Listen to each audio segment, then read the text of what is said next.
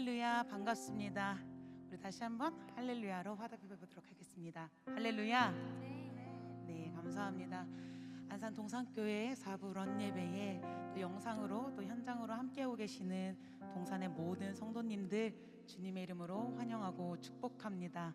한 주간 평안하셨습니까? 네, 각자의 삶에서 여러 가지 사연들도 있고 여러 가지 상황들이 있지만 그 속에서 평안을 찾고 유지하는 것은 참 쉽진 않은 것 같습니다. 그런데요, 이 평안은 내가 가질 수도 내 힘으로 채울 수도 없다는 것을 저는 이번 한 주간 묵상하면서 느꼈는데요. 이 참된 평안과 쉼은 오직 우리 주님께 있음을 그 주님만이 나를 회복시키시고 또 나를 세우심을 믿게 되는 한 주였습니다. 오늘도 그러한 믿음이 오늘도 여기 계신 모든 분들에게 동일하게 그 은혜가 흘러갈 줄을 믿습니다. 오늘도 우리에게 허락하신 그 은혜를 기억하고 또 그 소망하면서 함께 자리에서 일어나셔서 함께 찬양하도록 하겠습니다.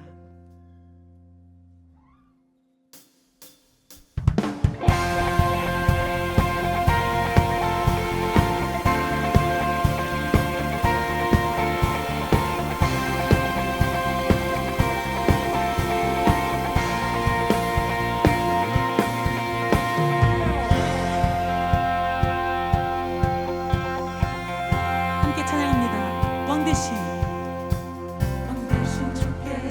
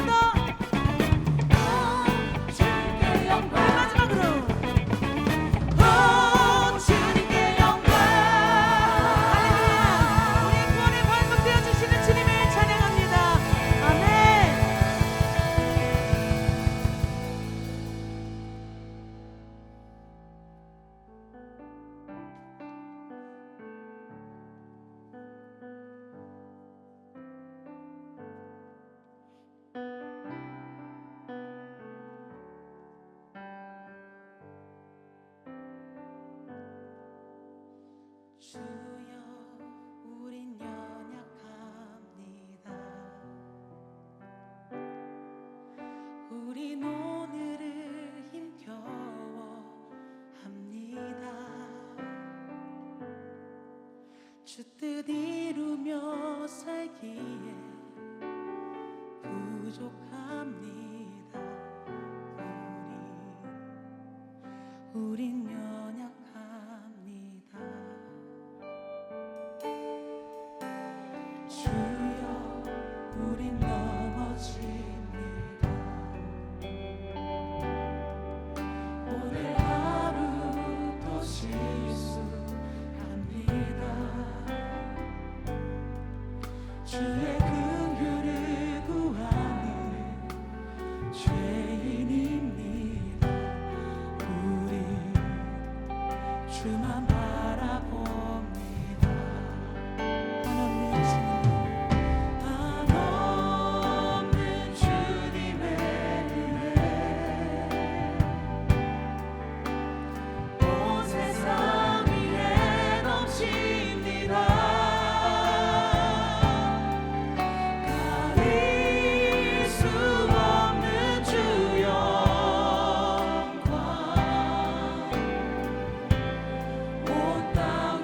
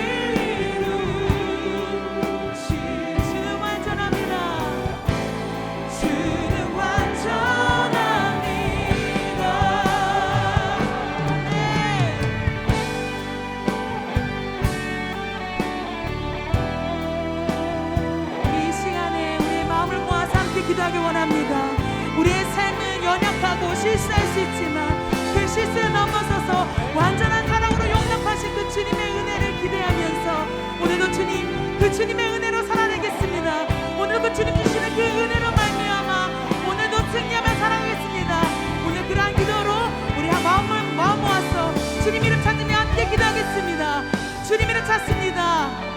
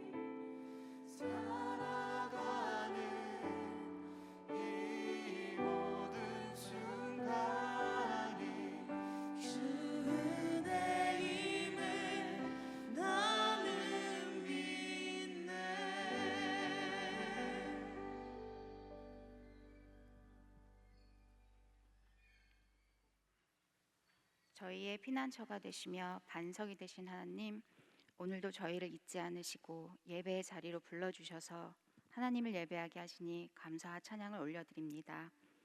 마음을 다하여 예배하게 하시고 하늘의 은혜와 소망이 충만한 예배 되게 하여 주시옵소서. 한 주간 세상의 가치에 시선이 향하여 하나님 말씀에 순종하지 못했고 주님의 자녀로 살기를 외면하고 싶었던 순간이 있었음을 고백합니다. 실수하고 넘어진 저희들의 죄를 용서하여 주옵소서. 이 시간 예수님의 거룩한 보혈로 저희를 덮으셔서 순결하게 깨끗게 하여 주시옵소서. 세상과 하나님 나라를 저울지하지 않고 모든 일에 기도와 간구로 하나님께 구하는 자녀가 되게 하시옵소서. 반면 주님의 은혜가 필요하지만 주님의 이름을 부르는 그 힘조차 없어 절망 가운데 한 주간을 힘겹게 살아낸 자녀들이 있습니다. 주님, 저희를 불쌍히 여겨 주시옵소서. 어두컴컴한 방에 갇혀 혼자 울고 있는 저희를 찾아오셔서 내 사랑하는 자야, 내가 너를 사랑한단다. 너의 고난을 내가 함께하고 있단다. 말씀하여 주시고 위로하여 주시옵소서.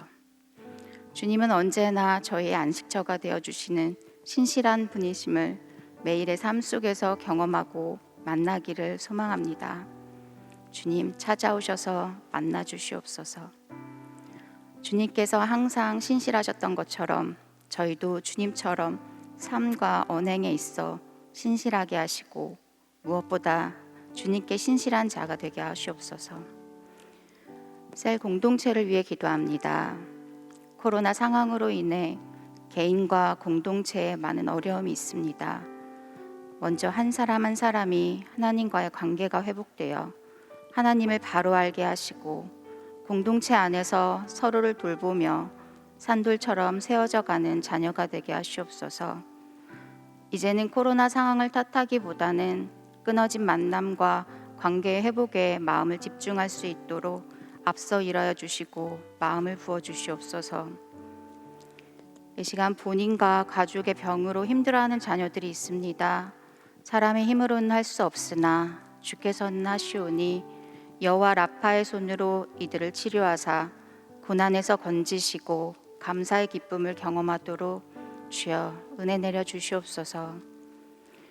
오늘 신명기 말씀을 가지고 전하시는 노현석 목사님께도 성령 충만함으로 주님의 말씀이 더욱더 힘과 은혜가 넘치게 하시며 저희에게 능력의 말씀을 듣는 귀가 열리게 하옵소서. 예배를 위해 섬겨주시는 모든 손길들을 기억하사 그들의 섬김으로 우리의 예배가 회복되었고 모든 일에 형통케 하시는 하나님의 은혜가 부어지길 기도합니다. 분주한 마음, 걱정되는 마음 모두 이 예배 가운데 내려놓고 주께서 주시는 참 평안에 푹 빠져 회복과 은혜의 시간이 되게 하시고 예배와 셀 모임을 통해 하나님께 영광 돌리게 하옵소서. 모든 것 주께 맡기오며 우리를 사랑하시는 예수님의 이름으로 기도합니다.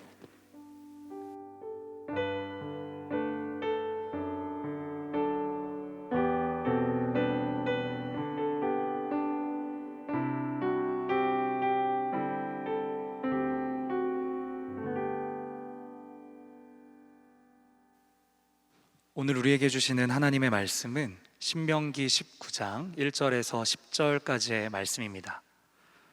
신명기 19장 1절에서 10절까지의 말씀, 구약 성경 291쪽에 있습니다. 찾으신 말씀을 계신 자리에서 한 절씩 교독하시도록 하겠습니다. 내 하나님 여호와께서 이 여러 민족을 멸절하시고 내 하나님 여호와께서 그 땅을 내게 주심으로 내가 그것을 받고 그들의 성읍과 가옥에 거주할 때에 내 하나님 여호와께서 내게 기업으로 주신 땅 가운데에서 새 성읍을 너를 위하여 구별하고 내 하나님 여호와께서 내게 기업으로 주시는 땅 전체를 새 구역으로 나누어 길을 닫고 모든 살인자를 그 성읍으로 도피하게 하라.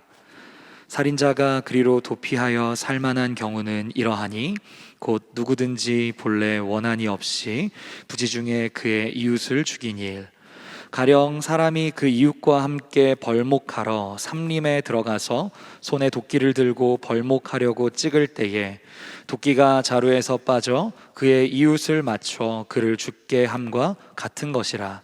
이런 사람은 그 성읍 중 하나로 도피하여 생명을 보존할 것이니라. 그 사람이 그에게 본래 원한이 없으니 죽이기에 합당하지 아니하나 두렵건대 그 피를 보복하는 자의 마음이 복수심에 불타서 살인자를 뒤쫓는데 그 가는 길이 멀면 그를 따라잡아 죽일까 하노라. 그러므로 내가 내게 명령하기를 새 성읍을 너를 위하여 구별하라 하노라. 내 하나님 여호와께서 내 조상들에게 맹세하신 대로 내 지경을 넓혀 내 조상들에게 주리라고 말씀하신 땅을 다 내게 주실 때, 또 너희가 오늘 내가 너희에게 명하는 이 모든 명령을 지켜 행하여 내 하나님 여호와를 사랑하고 항상 그의 길로 행할 때에는 이 셋 외에 새 성읍을 더하여, 함께 읽겠습니다. 내 하나님 여호와께서 내게 기업으로 주시는 땅에서 무죄한 피를 흘리지 말라. 이같이 하면 그의 피가 내게로 돌아가지 아니하리라. 아멘. 이제 노현성 목사님 나오셔서 도피성이라는 제목으로 하나님 말씀 선포해 주시도록 하겠습니다.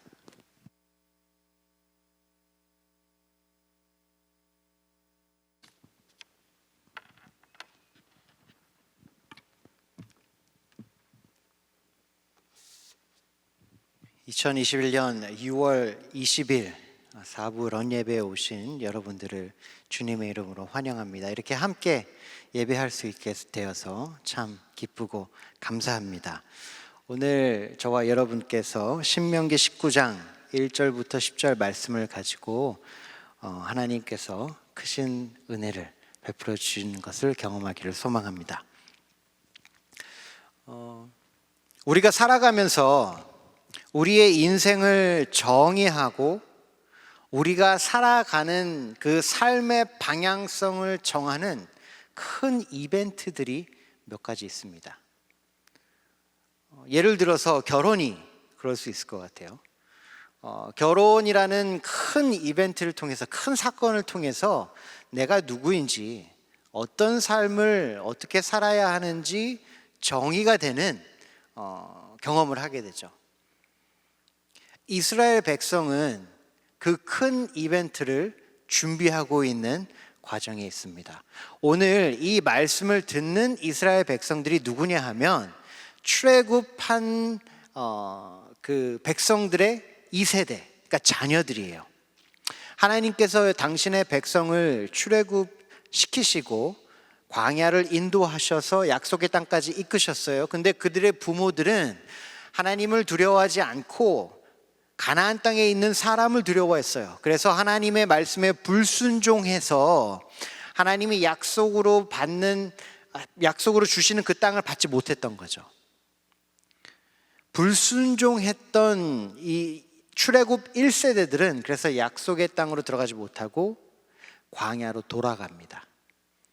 그래서 광야에서 40년 동안 1세대가 모두 죽게 되는 거죠.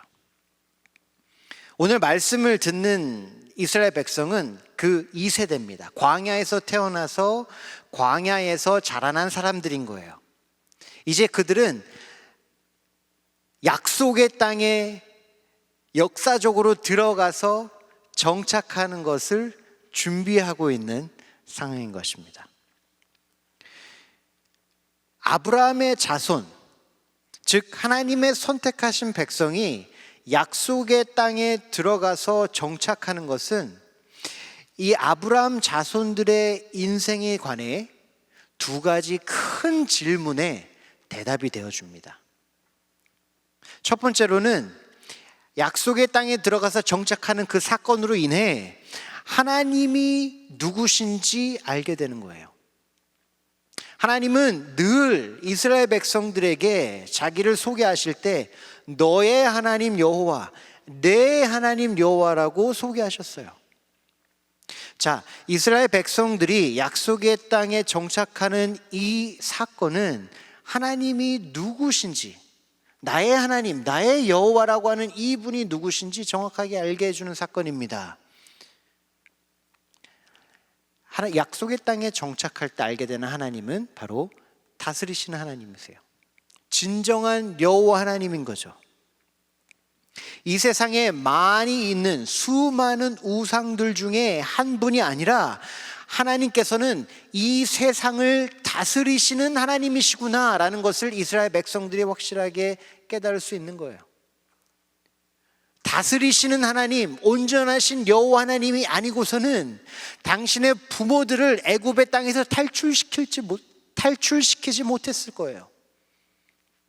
수많은 기적과 이적을 통해 약속의 땅 앞까지 인도하지 못하셨을 거예요. 그 다스리시는 하나님이 아니라면 40년 동안이나 광야에서 이들을 살리시고 결국은 약속의 땅까지 이르게 하지 못하셨을 거예요. 다스리시는 하나님이 아니라면 가나안 땅, 즉 약속의 땅에 살고 있는 수많은 거민들을 쫓아내고 이스라엘 백성들을 정착시키지 못하셨을 거예요. 그래서 하나님이 누구신지 이 약속의 땅에 정착함으로 이스라엘 백성들이 깨닫게 되는 거예요. 자, 다스리시는 하나님뿐만이 아니라 하나님이 나를 사랑하시는 하나님이구나라는 걸 깨닫게 됩니다. 이스라엘 백성들이 자신의 하나님을 생각할 때 하나님이 나를 사랑하시는 분이시구나라는 걸 깨닫게 돼요. 자신들의 과거를 생각해 볼 겁니다. 지속해서 하나님께 불순종했어요.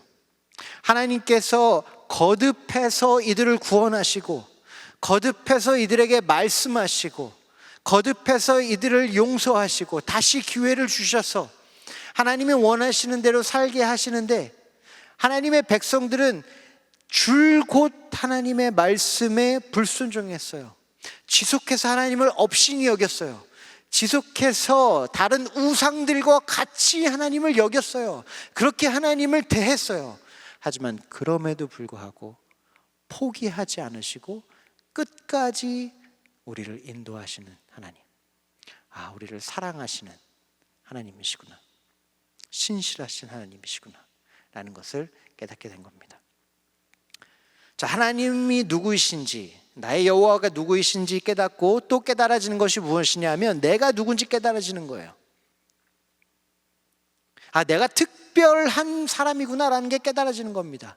이스라엘 백성 이 출애굽 2세를 생각하면 특별할 게 하나도 없는 사람이에요. 오히려 특별하다면 특별하게 못났다는 거죠. 집도 절도 없어요.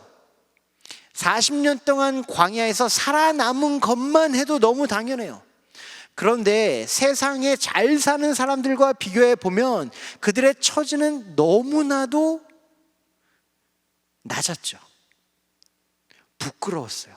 그런데도 이스라엘 백성들은 깨닫게 되는 거예요. 내가 특별한 사람이구나. 왜? 하나님에게 속했기 때문에, 하나님이 선택하셨기 때문에 내가 특별한 사람이구나를 깨닫게 되는 거예요. 또 하나 깨닫게 되는 게 뭐냐면 나는 특별한 목적이 있는 사람이구나라는 걸 깨닫게 됩니다. 하나님을 알고 하나님에게 선택받은 내가 깨달아지니까 하나님이 나를 선택하신 것에는 목적이 있으시구나라는 것도 깨달은 거예요. 만물을 다스리시는 하나님께서 그냥 재미삼아 나를 선택하지 않으셨구나라는 걸 깨달아지는 겁니다. 하나님이 나를 구원하시고 나를 이때까지 인도하셔서 약속의 땅에 들어가는 이 특별한 일을 통해서 깨달아지는 건 뭐냐 하면 나에게 하나님이 정하신 특별한 계획이 있구나라는 걸 깨달아지는 거예요.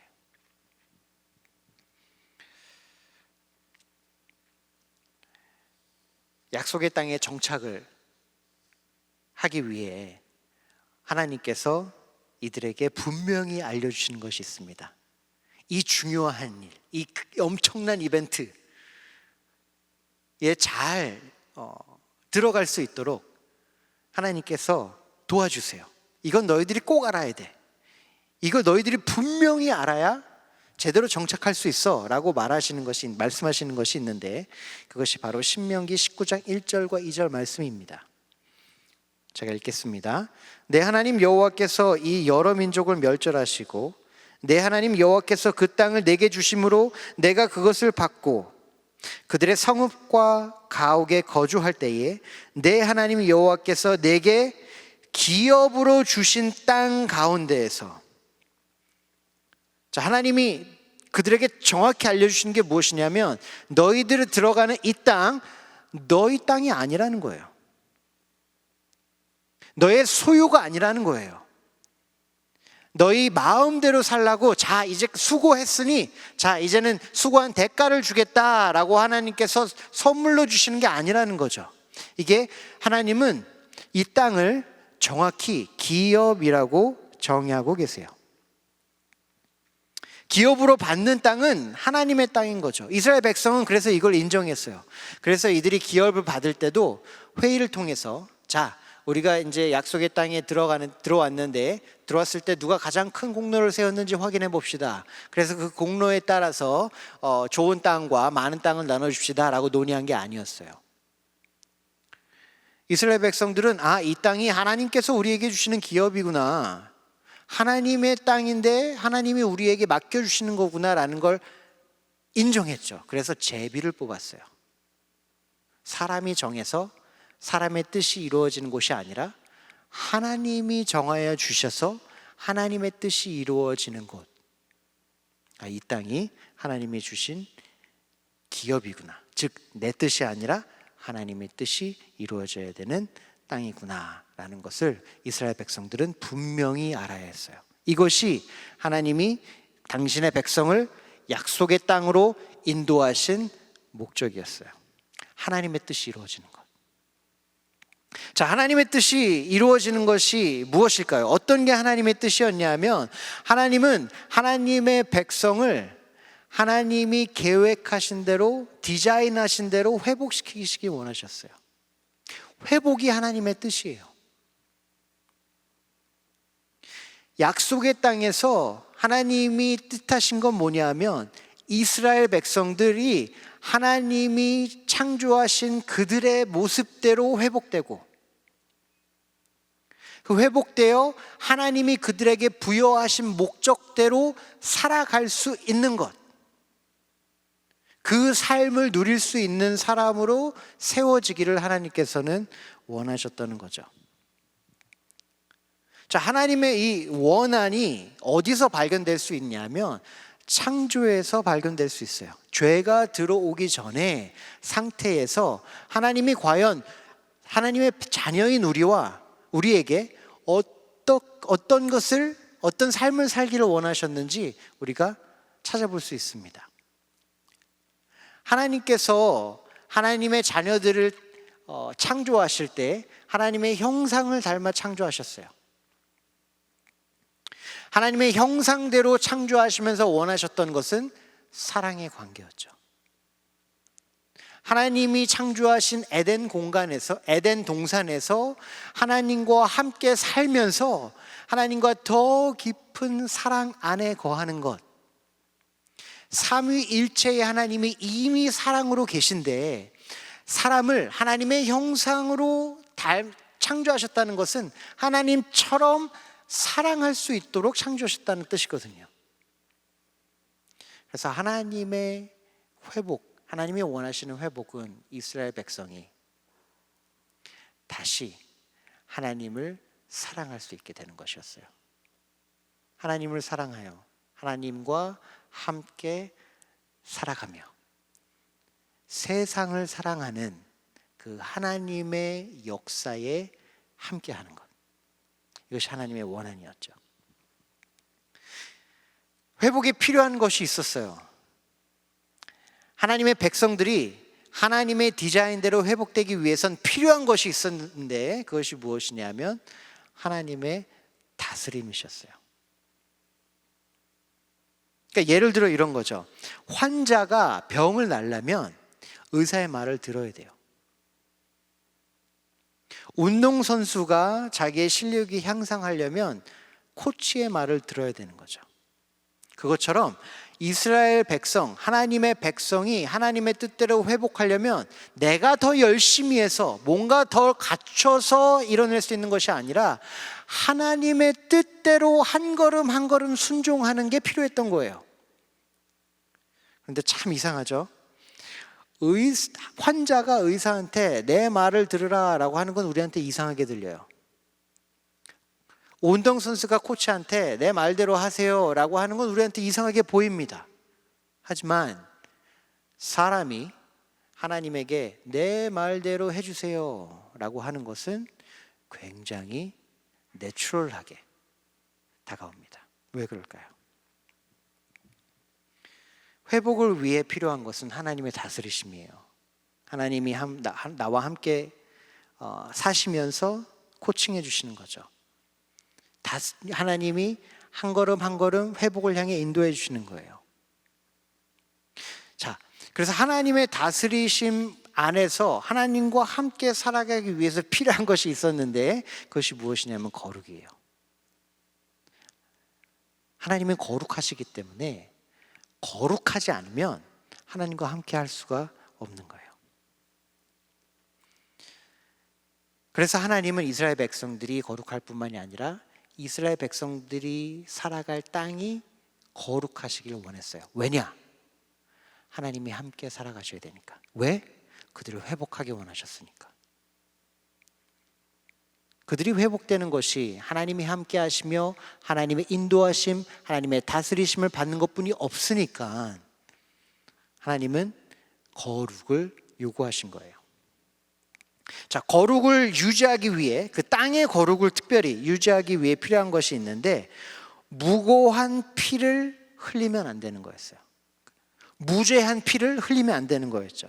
자, 민수기 36장 33절과 34절을 보면 더 자세하게 설명되어 있어요. 민수기 36장 33절에서 34절 말씀 제가 읽습니다.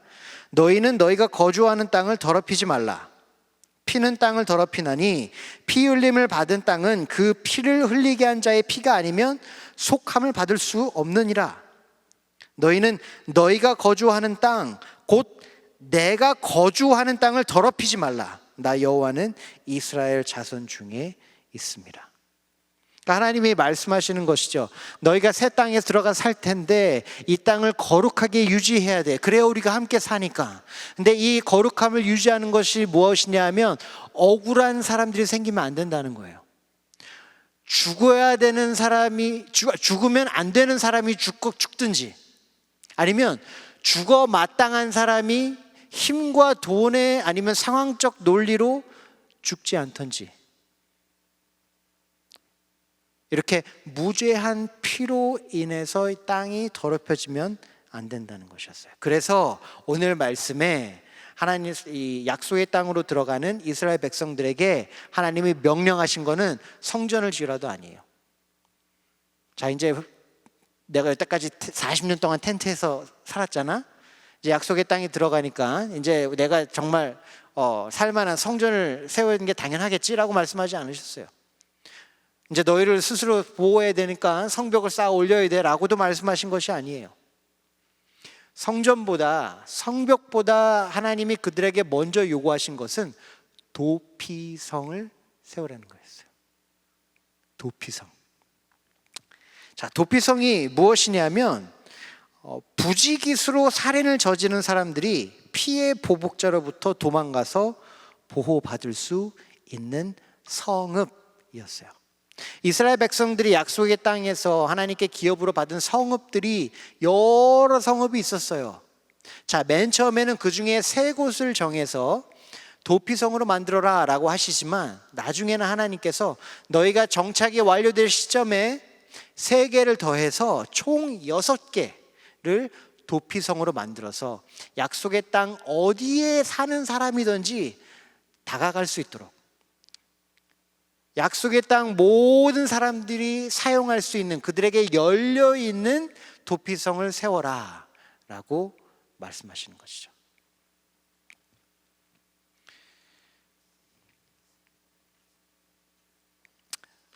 도피성은 이렇게 부지기수로 살인을 했을 때, 아까 말씀 본문을 읽을 때 그 상황이 친절하게 설명되어 있죠. 도끼를 하러 갔는데, 같이 이웃이랑 나무를 하러 갔는데, 내가 죽이려고, 내가 화가 나서 아니면 내가 앙심을 품고 내가 죽이려는 목적으로 도끼날을 날린 게 아니라 열심히 나무를 치고 있는데 도끼가 빠져서 날아간 거예요. 뜻하지 않은 사고였죠.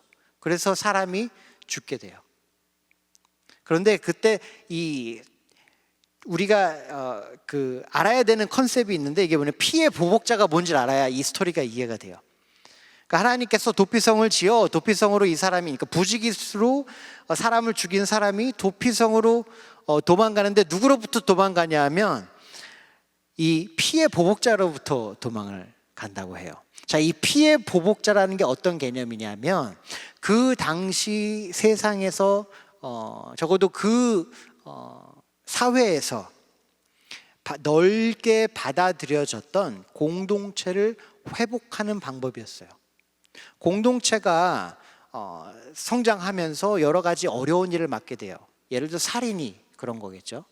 아니면 여러 가지 깨어짐이 발견돼요.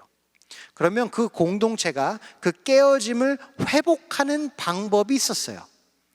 그들을 구원자 아니면 회복자 이렇게 불렀는데요, 회복자가 감당하는 역할은 공동체의 깨어짐을 해결해서 공동체를 회복하는 거예요. 그러니까 예를 들어서 이런 거죠. 회복자로서 공동체를 회복하는 데는 크게 두 가지 방법이 있는데요, 첫 번째는 죽이든지, 두 번째는 살리든지입니다. 그러니까 피해 보복자 역할은 살인을 한 사람을 죽여서 공동체의 회복을 가져오는 거예요. 정의가 실현됨으로.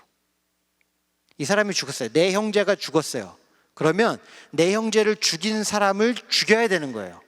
그럴 때에 피가 이제 똑같아지는 거죠. 그러므로 이제 공동체의 회복을 이루는 것이 피해 보복자의 역할이었어요. 자, 또 반대로 이 회복자, 구원자, 이 공동체의 회복을 맡은 사람은 살리는 역할로서 공동체를 회복할 수도 있는데, 대표적인 예가 룻기에 나오는 보아스입니다. 똑같은 역할을 맡은 사람이에요. 대신 보아스는 피해 보복자가 아니라 남편을 잃고 살아가는 힘을 잃어버린 룻과 그리고 나오미를 서포트하는 후견자가 되어주죠.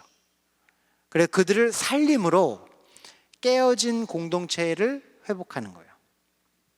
자, 그런데 하나님은 그런 그런 방법이 있었음에도 불구하고 이들에게 도피성을 꼭 지어라 라고 말씀하시는 이유가 있는데요, 그 이유가 무엇이냐면 피해 보복자들이 완전하지 않기 때문이에요.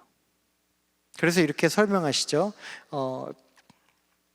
6절에 보면 이렇게 나와 있어요. 신명기 19장 6절에 보면, 그 사람이 그에게 본래 원한이 없으니 죽이기에 합당하지 않으나. 자, 죽어서는 안 되는 사람이에요. 그런데 그 피를 보복하는 자, 그러니까 공동체를 회복하는 책임을 맡은 자, 예를 들어 이제 가장 친한 가까운 식구나 친척이 되겠죠. 그 자의 마음이 복수심에 불타서, 그러니까 정의와 공의가 아니라 화가 난 거예요. 그래서 복수심에 불타서 그 살인자를 뒤쫓는데, 그 가는 길이 멀면 그를 따라잡아 죽일까 하노라. 그러니까 하나님은 아셨던 거예요. 사람들이 공동체를 회복하지 못한다는 거예요. 사람의 노력으로 이 무고한 사람의 피를 안 흘릴 수가 없는 거예요. 이 사람의 불완전함은 그때만 그랬던 게 아니라 지금도 여전합니다. 사람은 지속적으로 불완전했어요. 그 증거로 지금까지 수많은 전쟁과 억압이 이어져 오고 있습니다. 옛날에는 이런 생각도 있었어요. 옛날에는 공상과학영화 같은 데 보면 기술이 발달되고 과학이 발달돼서 사람의 어떤 지능이 높아지면 세계 평화가 올 것이다. 로봇들이 발명돼서 다 일을 대신해 주기 때문에 이제 사람들은 일하고 고생하는 거에서 자유를 얻어가지고 이제 행복하게 자기가 원하는 것을 서로 싸우지 않고 원하는 대로 살아갈 수 있을 것이다 라는 그런 생각이 있었어요. 하지만 시간이 한참 지난 지금 그 누구도 그런 말을 하지 않죠. 과학은 발달될 수 있는데 우리의 인간의 능력은 올라갈 수 있는데 인간의 불완전함은 해결이 안 되는 거예요. 그래서 과학이 최첨단으로 발전한 이 20세기에 많은 역사학자들이 모든 역사를 통틀어서 가장 피를 많이 흘린 세계라고 말을 합니다. 그러니까 하나님께서는 아셨어요. 인간이 책임져서는 그 억울한 피를 멈출 수 없다는 걸 아셨던 거죠. 그래서 도피성을 지어라. 도피성을 지어라. 세계만 먼저 짓는데 나중에 이 땅이 넓어지면 세계를 더 지어라. 누구든지 갈 수 있게 해라. 길을 만들어서 빨리 갈 수 있게 해라 라고 하나님께서 그래서 말씀하시는 거죠. 하나님은 하나님의 백성이 회복되기를 진심으로 원하셨어요. 하나님 백성을 사랑하셨기 때문이죠. 그래서 도피성을 세우라고 하신 것입니다. 그런데 회복하기 원하시는 하나님의 뜻은 이스라엘 백성들이 세운 도피성이 아니라 예수 그리스도를 통해 완성되게 됩니다. 이스라엘 백성들이 약속의 땅에 들어간 후에 하나님의 뜻대로 살았다면, 살 수 있었다면 얼마나 좋았을까요? 그들로 인해서 세상을 구원하시기 원하시는, 축복하시기 원하시는, 회복하시기 원하시는 하나님의 뜻이 이루어졌다면 얼마나 좋았을까요? 그런데 아담이 하나님 앞에서 교만했듯이 이스라엘 백성도 하나님 앞에서 교만했어요. 불순종했죠. 하나님의 다스리심을 거부했습니다. 지속해서 하나님을 내가 하고 싶은 대로 살기 위한 도구로 사용했어요. 그럴 때 이스라엘 백성의 그 약속받은 땅은 더럽혀지고 하나님과의 관계는 단절되게 되었습니다. 모든 소망이 인간의 불완전함으로 없어진 것만 같은 그때에 하나님께서는 당신의 아들 예수 그리스도를 이 땅의 도피성으로 보내주신 것입니다. 예수님께서 십자가에 돌아가실 때 이 유명한 말을 하셨어요. 요한복음 19장 30절에 보면 이렇게 말씀하십니다. 다 이루었다. 십자가에서 달려서 돌아가시기 바로 전에 말씀하신 것이 이거예요. 다 이루었다. 뭘 이루었을까요? 세상을 사랑하셔서 회복하시기 원하시는 하나님의 뜻을 이루었다는 거예요. 그것이 무엇이냐 하면 이제는 예수 그리스도를 믿는 모든 사람들이 예수님의 피로 말미암아 죄의 용서를 받을 수 있다는 거예요. 예수님께서 모든 사람의 죄를 지고 그 죄의 형벌을 대신 받아주셨기 때문에 이제 예수님을 구주로 믿고 따르는 모든 사람들은 거룩해진 거예요. 자, 거룩해지니까 어떤 일이 생겼냐 하면 하나님과 다시 연결될 수 있게 된 거예요. 히브리서 10장 19절에서 20절은 휘장을 찢으신 예수 그리스도의 역사를 알려줍니다. 예수 그리스도의 피로 말미암아 우리가 지성소까지 들어갈 수 있는 사람이 된 거였어요. 하나님과 관련이 없던 사람이, 단절되어 있던 소망 없던 사람들이 예수 그리스도의 역사하심으로 인해서 다시 하나님과 연결된 삶을 살게 되는 거죠. 이것이 구원받은 삶의 의미예요. 구원받은 삶의 의미는 여러분 건강해져서 구원받은 게 아닙니다. 부자가 돼서 구원이 받은 게 아니에요. 제가 좋아하지만 약간 좀 조심스럽게 보는 게 있는데 그게 뭐냐면 성공한 사람들, 특히 연예인들이나 사업가들의 간증을 저는 되게 굉장히 감사하게 듣습니다. 너무 귀한 스토리예요. 하지만 조심스럽게 듣긴 합니다. 왜냐하면 그분들의 그 간증을 너무 좋은, 기쁜, 정말 그 진실된 간증인데 그 간증을 듣고 나면 이런 생각이 드는 거예요. 나는 언제 저렇게 간증할 수 있게 되지? 똑같은 하나님인데 이거 약간 불공평한 거 아닌가? 저 사람들은 하나님이 더 사랑하시나? 아니면 저 사람은 더 헌신했나? 왜 저 사람과 나의 인생이 이렇게 다르지? 라고 생각할 수가 있게 되는 거죠. 여러분, 구원받은 삶의 본질을 정확하게 알지 못하면 그런 오류에 빠질 수가 있다는 거예요. 구원받은 인생의 본질은 하나님과 함께 살아가는 삶입니다. 하나님의 얼굴을 볼 수 있는 삶이에요. 하나님의 음성이 들리는 삶입니다. 그래서 하나님의 다스리심 아래서 살아가는 삶이 구원받은 인생의 본질인 거예요. 그래서 하나님과 그 코이노니아 사랑 가운데에서 하나님을 사랑하고 사랑을 받는 그 인생을 사는 것, 그것이 구원의 본질인 거죠. 그래서 예수님께서 구원을 이루셨어요. 예수님께서 구원을 이루셨을 때 확정된 것이 있죠. 그것이 무엇이냐 하면 하나님과 다시 그 관계가 회복됨으로 우리가 특별한 존재가 된 거예요. 이스라엘 백성들이 하나님의 사랑을 받아 선택받음으로써 특별한 존재가 되고 하나님이 원하시는 목적을 위해 살아갈 수 있는 사람으로 선택된 것처럼 예수 그리스도의 십자가로 인해 죄로 하나님과 단절돼 있던 우리들도 예수 그리스도의 보혈을 통해 하나님과 연결되어 하나님의 뜻을 위해서 살 수 있는 사람들로 변화된 거죠.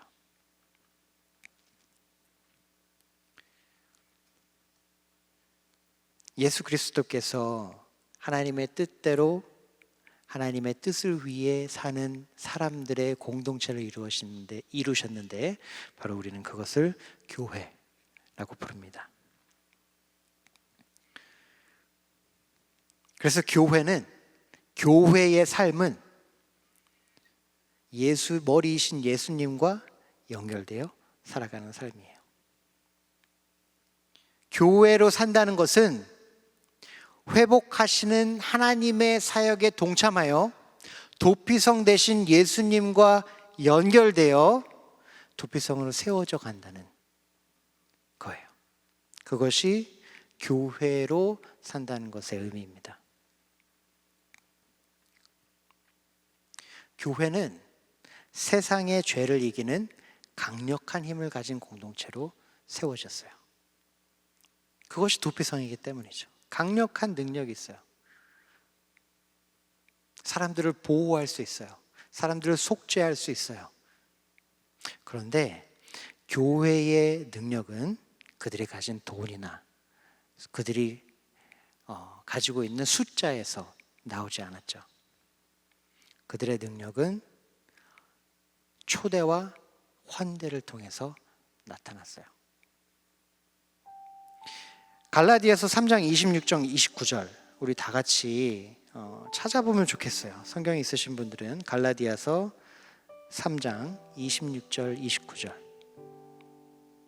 예수 그리스도의 능력과 교회의 능력이 소개된 구절입니다. 26절에서 29절 말씀 다 같이 읽겠습니다. 시작. 너희가 다 믿음으로 말미암아 그리스도 예수 안에서 하나님의 아들이 되었으니 누구든지 그리스도와 합하기 위하여 세례를 받은 자는 그리스도로 옷 입었느니라. 너희는 유대인이나 헬라인이나 종이나 자유인이나 남자나 여자나 다 그리스도 예수 안에서 하나이니라. 너희가 그리스도의 것이면 곧 아브라함의 자손이요 약속대로 유업을 이을 자니라. 교회의 능력은 교회를 변화시키신 예수 그리스도의 능력으로 비롯합니다. 세상 사람들은 꿈도 꾸지 못하는 초대를 할 수 있는 사람들이 교회예요. 세상 사람들은 환대할 수 없는 사람들을 환대할 수 있는 사람들이 교회인 것입니다. 왜 이게 가능하느냐? 왜 세상 사람들은 불가능한데 교회는 가능하게 되느냐? 왜냐하면 교회는 하나님의 사랑 가운데에서 살아가기 때문이에요. 하나님의 다스리심 아래서 회복되기 때문이죠. 그래서 하나님의 형상대로 늘 회복되는 사람들이기 때문에 그들은 이제 더 이상 세상에 없어지고 멸망하는 것을 위해 살지 아니하고 영원하신 하나님의 목적을 위해 살아갈 수 있는 눈이 띄어지고 귀가 열린 사람들이에요. 그래서 예수님이 그리하셨던 것처럼 죄인을 초대하고 세상에서 버림받은 사람들을 찾아가서 그 모든 사람들을 예수 그리스도의 몸으로 초청하고 환대하여 그 사랑으로 그들도 살아나고 회복받게 하는 것, 이것이 교회의 능력입니다. 사랑하는 성도 여러분, 이 말씀이 여러분에게 어떻게 다가가셨습니까? 오늘 말씀은 오직 예수님만이 나의 도피성이시라는 것을 확실하게 보여줍니다. 인생을 살아가는데 세상 사람들이 방법이 있어요. 그들의 방법을 보면 멋있는 것 같습니다. 나 빼고 다 잘 사는 것 같아요. 다 너무 뒤처지는 것 같습니다. 두렵고 떨려요. 그런데 중요한 것은 차는 디자인을 보고 사도 되지만 도피성은 겉모습을 보고 들어가면 안 된다는 겁니다. 오직 예수 그리스도만이 나를 진정으로 초대하실 수 있는 분이십니다. 왜냐하면 나 같은 사람도 사랑할 수 있는 분은 오직 예수 그리스도이시기 때문입니다. 또한 예수님만이 나 같은 죄인도 구원하실 수 있는 능력이 있으신 분이십니다. 세상에 비싸고 반짝이는 좋아 보이는 모든 것들 다 준다 해도 나를 움켜쥐고 있는 죄의 능력에서 구원해 주지 못합니다. 세상의 그 어떤 위치에 올라가더라도 내가 어떤 권력을 가지고 얼마나 많은 사람들을 내가 부릴 수 있다고 해도 나의 죄로부터, 그 죄의 공격으로부터 나를 지켜주지는 못합니다. 오직 예수 그리스도만이 우리의 피난처이십니다. 예수 그리스도만이 우리의 도피성이십니다. 자, 그렇다면 제가 한 가지만 도전을 드리겠습니다. 사랑하는 성도 여러분, 세상의 성공이 아닌 하나님을 향한 순종을 위해 달려가십시오. 성공이 아닌 순종이 중요합니다. 너무나도 잘 쓰이는 캐치프레이즈 같은 거예요. 어떻게 보면 식상할 수도 있습니다. 아, 그래, 좋은 거야. 자, 이렇게 하자라고 뭐 화이팅 정도로 우리에게 다가올 수도 있어요. 하지만 오늘 말씀은 우리에게 인생의 본질을 분명히 증거하셨어요. 하나님 아래서 하나님의 말씀대로 살아가는 것이 우리가 회복하는 길이라는 거예요. 우리가 성장하는 길이라는 거예요. 사랑하는 여러분, 순종에는 능력이 있어요. 순종은 약한 사람들이 하는 것이 아닙니다. 순종은 할 것 없어서 이거 해봐라 하는 선택해서 하는 사람들이 아니에요. 순종은 능력이 있는데 어떤 능력이 있냐면 순종을 통해 우리는 예수님을 닮아가게 돼요. 영광스러운 예수님을 닮아가게 하는 것이 바로 순종인 것입니다. 오늘 이 시간 기도하면서 주님 앞에 나가길 원합니다. 사랑하는 성도 여러분, 어디를 찾아가고 계십니까? 오늘 기도하신 분께서 마음을 다해서 기도해 주셨어요. 어디를 가야 하는지 모르는 사람이 너무 많습니다. 하나님, 여러분 어디로 가고 계십니까? 어디로 그렇게 열심히 달려가려고 하십니까? 예수님이 우리 도피성 대신이 주님, 내가 주님께 달려가게 하여 주시옵소서.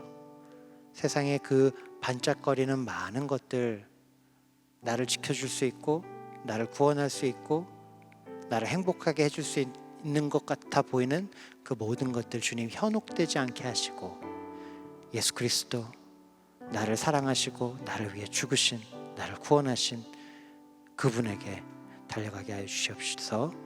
우리 다 같이 기도하며 나아가도록 하겠습니다. 하나님 아버지 감사합니다.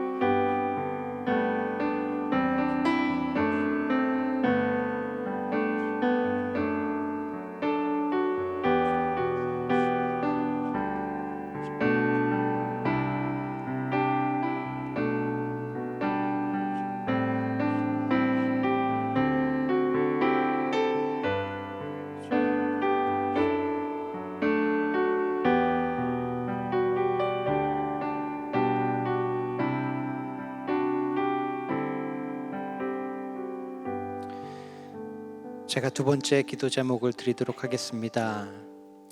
예수님과 연결된 사람들은 예수님이 하시는 일을 함께 합니다. 도피성으로 오신 예수님, 우리를 도피성으로 세워가십니다. 우리가 기도했으면 좋겠는 것은, 하나님, 우리가 초대해야 하는 사람이 누굽니까?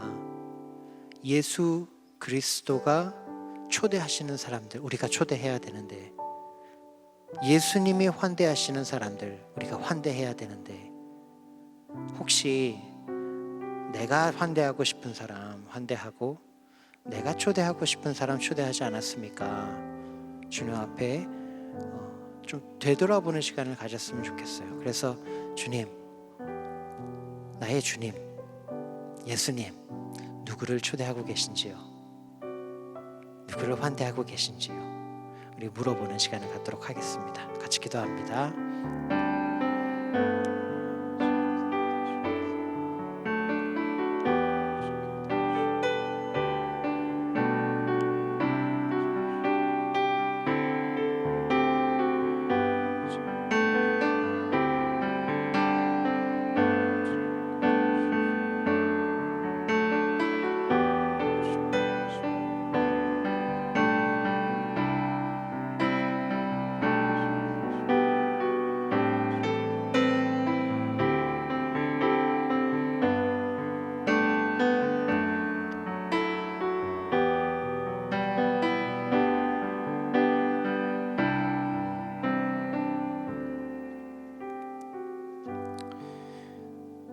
예수님, 우리의 도피성이 되어주셔서 감사합니다.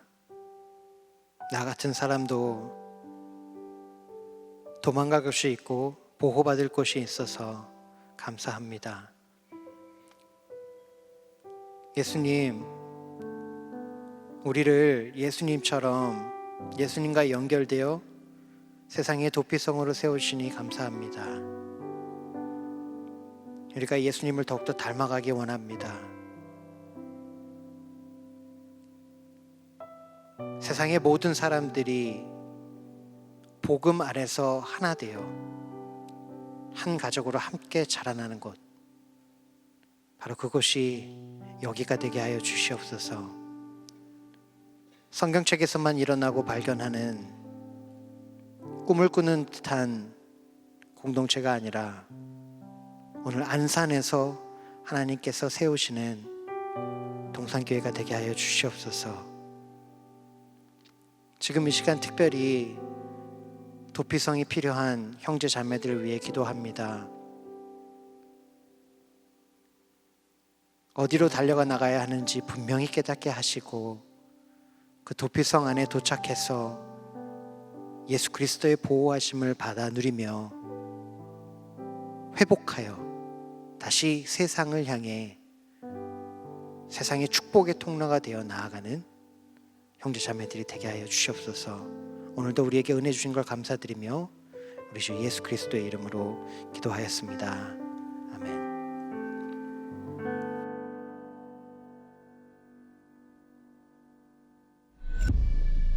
여러분, 중국 우한에서 시작된 신종 코로나 바이러스 감염증 환자가 국내에서도 종교 활동까지 얼어붙게 하고 있는데요. 위기 경보 수준이 심각으로 격상되면서 주일 예배를 인터넷으로만 신도도 없습니다.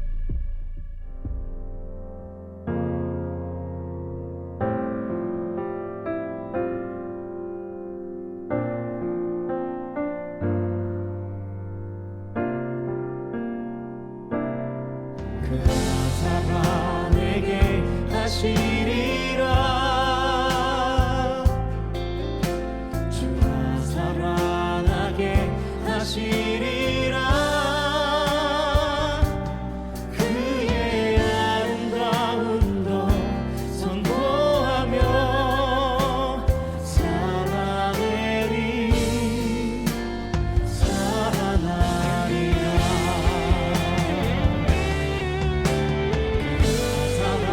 내게 하시리라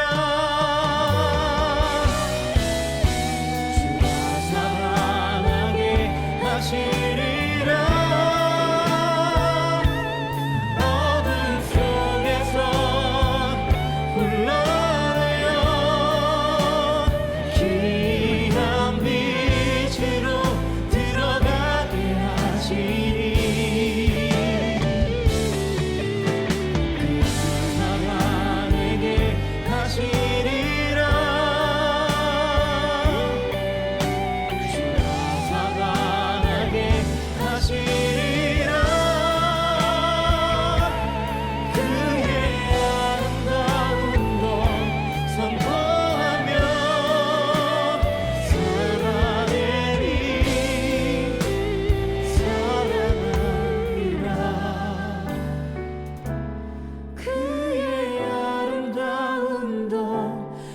선포하며 살아내리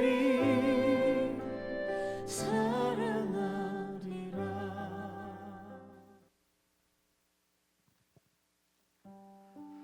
네, 영상 보신 것처럼 우리가 함께 초대하고 환대할 이 안산 땅과 우리의 사랑하는 동역자들을 품기 위해 우리 대학교구 비전누리가 7월 한 달 하나님의 마음을 품고 선교의 여정을 걸어보려고 합니다. 어디 특별한 곳에 가서 막 방역수칙을 위반하며 행동을 하겠다라는 이야기가 아니라 우리가 매주마다 7월 한 달 동안 우리 안산 땅을 그리고 우리의 이웃을 우리 패밀리를 우리 마을을 돌아보며 기도하며 그렇게 우리가 서로에게 도피성이 되어주는 여정을 함께 떠나고자 합니다. 자세한 사항들은 마을 간사님들께서 안내해 주실 텐데요. 우리 사랑하는 대학교 성도 여러분 적극적으로 함께 주님의 마음을 품어주시기를 그리고 동참해 주시기를 부탁드립니다. 네, 오늘 사부 예배에 오신 모든 성도님들을 주님의 이름으로 환영합니다. 특별히 온라인으로 오프라인으로 함께 예배드리고 계신 모든 분들 환영하면서요, 우리 말씀 기억하며 이렇게 한번 다짐해 봤으면 좋겠습니다. 성공이 아닌 순종으로 살아가겠습니다. 시작. 성공이 아닌 순종으로 살아가겠습니다. 아멘. 네, 먼저 오늘 예배를 처음 드리셨거나 혹은 그동안 예배를 드리셨는데 아직 등록하지 못한 분이 계신가요? 예배 마치시고 뒤편에 가시면 새가족 데스크가 있습니다. 그리고 또한 지금 온라인으로 예배를 드리고 계신데 교회와 신앙생활에 대해 안내받기 원하시는 분들은 아래 송출되는 번호로 전화 주시면 교회와 신앙생활에 대해서 적극적으로 안내해 드리도록 하겠습니다. 우리 이분들에게 뜨거운 환영의 박수 한번 보내주실까요? 주님의 이름으로 환영하고 축복합니다. 네, 계속해서 세례식 안내해 드리도록 하겠습니다. 세례식은 6월 27일 주일 1부부터 4부 예배 시에 진행됩니다. 문답 교육과 문답식 일정은 주보와 또 특별히 공동체 사역자분들에게 문의해 주시면 각 부서에서 친절하게 안내를 도와드리도록 하겠습니다. 다음으로 정기당회 안내를 드리겠습니다. 정기당회가 금일 오후 2시부터 네오비전 센터 3층 에덴홀에서 진행 중에 있습니다. 교회 하나님의 선한 뜻이 잘 이루어지도록 같이 기도해 주시면 감사하겠습니다. 산돌 성경 읽기 안내 드립니다. 지금 계속해서 역사서 함께 읽고 계시지요? 여러분, 온 교회가 함께 풍성한 은혜의 시간을 누리고 있는데요. 특별히 담임 목사님의 말씀 킹잡이 영상을 통해 어려운 성경 읽기에도 도움을 받으실 수 있으니까 여러분 적극적으로 활용해 주시고, 또한 온돌방 홈페이지에서 우리 풍성한 은혜의 나눔도 이어가 주시기를 부탁드리겠습니다. 네, 다음으로 비전 프로젝트 디자인팀 프레젠테이션 동바시 안내를 드리겠습니다. 동산을 바꾸는 시간이라는 이름의 동바시 프로젝트는 비전 프로젝트를 마무리하는 시간입니다. 평신도로만 구성된 디자인팀 25개 조가 5가지 도전 과제에 대한 그동안의 논의를 바탕으로 창의적으로 구상한 사역들을 교회 앞에 소개하게 됩니다. 6월 26일 토요일 오전 9시부터 진행이 되고요. 관심 있으신 성도님들께서는 교회 유튜브를 통해 참여하실 수가 있습니다. 특별히 현장 참석 대상은 아래와 같은데요. 잘 참고해 주셔서 시간이 되시는 분들 또 특별히 함께 해주시면 감사하겠습니다. 성도님들의 많은 관심과 참여 부탁드립니다. 네, 3040 부모 세계관 학교 안내 드립니다. 초등생 이상의 부모들을 대상으로 기독교 세계관을 소개하고 기독교 세계관을 바탕으로 자녀를 양육할 수 있도록 돕기 위한 3040 부모 세계관 학교에 동산의 부모님들을 초대합니다. 기간은 7월 4일부터 18일까지 3주간 주일 저녁 8시에 진행되며 줌을 통해 진행하기 때문에 회비는 따로 받지 않겠습니다. 신청과 각 주차에 대한 자세한 안내는 주보를 참고해 주시면 감사하겠습니다. 네, 마지막으로 이번 주에도 아름다운 가정을 이루는 커플이 있습니다. 우리 조도형 정다영 커플 혹시 오셨나요?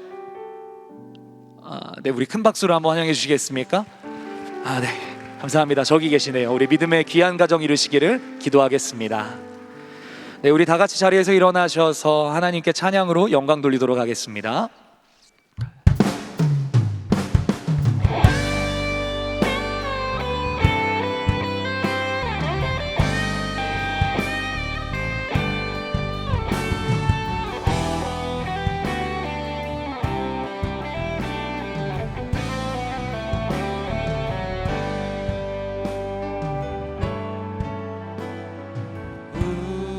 만드신 하늘아버지의 목적, 그분과 연결된 영원한 생명, 예수 안에 있는 우리 모두에게 이미 시작된 하늘나라, 우릴 부르신 하늘아버지의 사랑, 한 형제요 자매인 하나님의 교회, 예수 안에 있는 우리 모두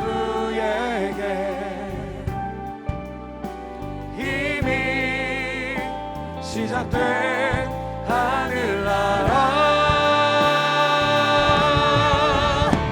예수 그리스도 안으로 들어가서 그분과 함께 사는 삶, 내가 너희를 사랑한 것 같이 너희도 서로 사랑하라.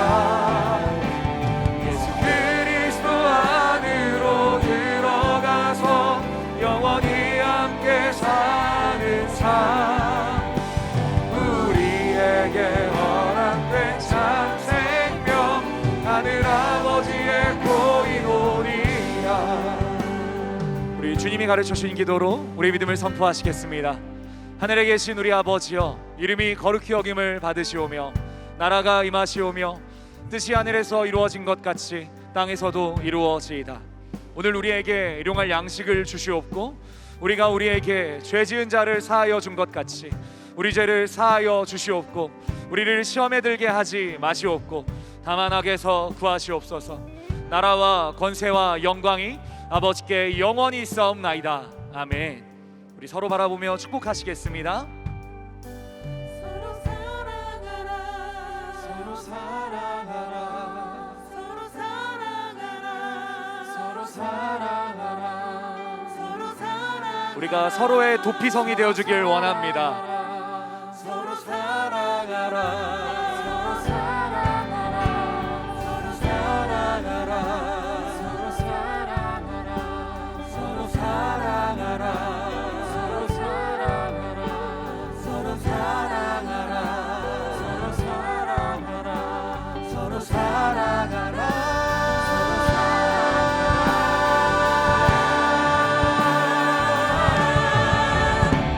예수 그리스도 안으로 들어가서 그분과 함께 사는 삶 내가 너희를 사랑한 것 같이 너희도 서로 사랑하라. 예수 그리스도 안으로 들어가서 영원히 함께 사는 삶 우리에게 허락된 참 생명 하늘 아버지의 도리도리야.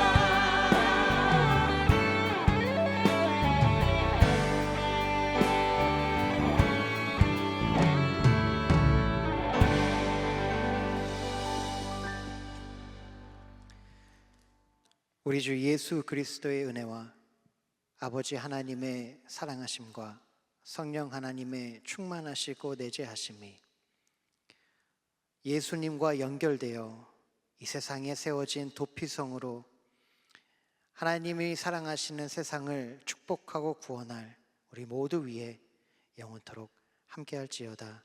아멘.